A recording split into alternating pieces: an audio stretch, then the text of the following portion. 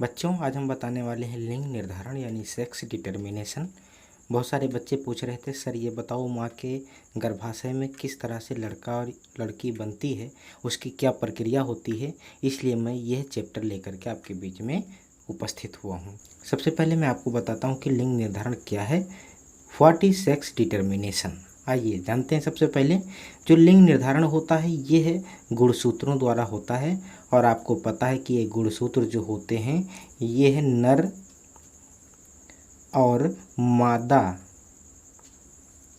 जो जनन कोशिकाएं होती हैं, जनन कोशिकाएं, उन कोशिकाओं में पाया जाता है।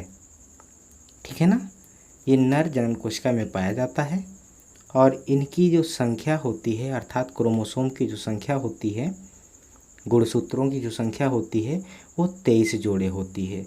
यानी टोटल 46 गुणसूत्र होते हैं। 23 जोड़े मेल में भी होंगे और 23 जोड़े फीमेल में भी होंगे।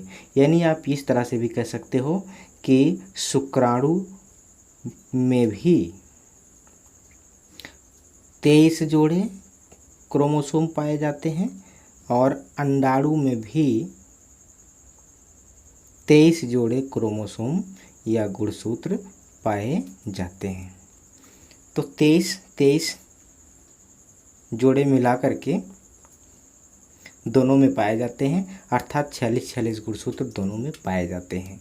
तो इसमें जो 23 जोड़ा है, 23 जोड़े में जो 22 जोड़े हैं, चाहे वो नर का हो चाहे वो मादा का हो, 22 जोड़े समजात होते हैं। यानी स्त्री और पुरुष दोनों में यह एक समान पाए जाते हैं, अर्थात 22 जोड़ों को हम समजात बोलते हैं। यानी एक ही तरह से होते हैं।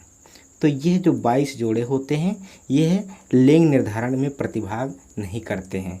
इसके अलावा जो एक जोड़ा शेष बचता है, 23 में से 22 निकालने पर एक जोड़ा जो बचता है, वह जोड़ा जो होता है विषमजात जोड़ों के नाम से जाना जाता है। उसे हम मेल में XY के नाम से जानते हैं और फीमेल में XX के नाम से जानते हैं। ठीक है। तो यह मेल और फीमेल दोनों में अलग अलग हम बांट देते हैं, डिवाइड कर देते हैं।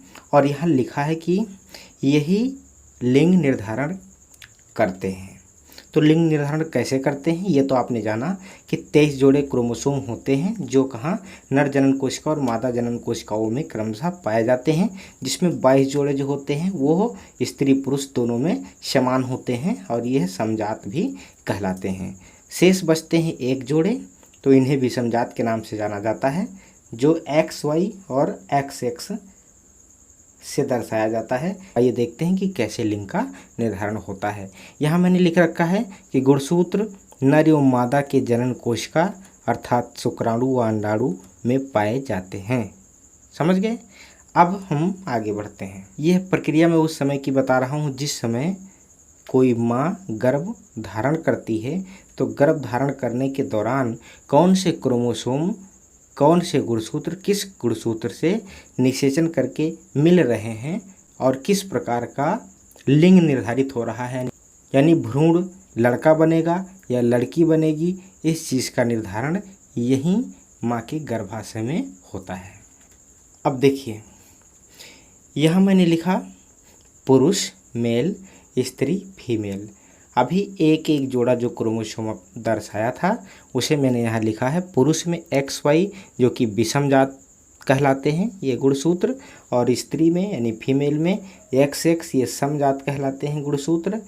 यानी समजात गुणसूत्र लड़की का निर्माण करता है और विषमजात गुणसूत्र लड़के का निर्माण करता है। कैसे करता है, जैसे मान लेते हैं कि यहाँ पर यह क्रोमोसोम और यह क्रोमोसोम अलग अलग लिख दिया गया है, यानी ये दोनों क्रोमोसोम अलग अलग मान लिया माँ के गर्भाशय में प्रवेश करते हैं और निषेचन करते हैं। तो इसमें जो X क्रोमोसोम है, यह X क्रोमोसोम पुरुष का जो X क्रोमोसोम है यह स्त्री के X क्रोमोसोम से अगर निषेचन करता है या आपस में मिलता है, फर्टिलाइज्ड होता है, तो यह XX क्रोमोसोम बनता है जो कि समजात है, और XX क्रोमोसोम से जो भ्रूण बनता है वह भ्रूण आगे विकसित होकर के एक संतान बनता है, और वह संतान क्या होती है? लड़की होती है। अर्थात XX क्रोमोसोम यदि आपस में मिलकर के निषेचन करते हैं तो समजात संतान का निर्माण होगा, अर्थात वह लड़की होगी, अर्थात माँ के गर्भ में लड़की पल रही होगी। दूसरी तरफ यहाँ पुरुष के गुणसूत्र XY में से Y गुणसूत्र आ करके और स्त्री के X गुणसूत्र से यदि निषेचन करता है, आपस में मिलता है, फर्टिलाइज्ड होता है, तो यहाँ पर XY यानी विषम जात क्रोमोसोम बनते हैं, और विषम जात क्रोमोसोम डेवलप करके जो भ्रूण बनाएंगे, उस भ्रूण से जो संतान का विकास होगा वो संतान लड़का होगा। इधर लड़की हो गई और इधर लड़का हो गया।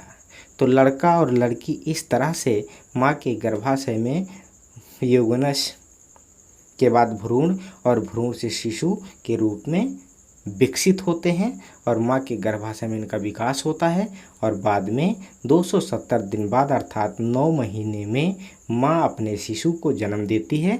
इसके बाद हमें पता चलता है कि वो शिशु लड़का है या लड़की है। लेकिन माँ के गर्भ में जो अप्रत्यक्ष रूप से जो संयोजन होता है यह क्रोमोसोम्स का, यह इसी क्रम में होता है, और इस तरह से लड़का और लड़की का निर्माण होता है। यह एक वीडियो लेकर के मैं आपके बीच में इसलिए आया था क्योंकि काफ़ी लोगों ने इसकी मांग की थी। एक बार फिर से मैं दिखाई दे रहा हूँ, ये देखिए, ये सेक्स डिटर्मिनेशन है। यह सेक्स डिटर्मिनेशन बहुत शॉर्टकट में मैंने सरल भाषा में आपको समझाने का प्रयास किया है कि लड़का और लड़की माँ के गर्भ में कैसे बनते हैं। आप यदि मेरे चैनल पर नए हैं तो इस चैनल को सब्सक्राइब करें, लाइक करें और बेल आइकन की बटन को प्रेस कर लें ताकि हमारी आने वाली हर वीडियो की नोटिफिकेशन आप तक पहुंचे। आज के इस वीडियो में बस इतना ही। मिलता हूं एक नए वीडियो के साथ, तब तक के लिए जय हिंद।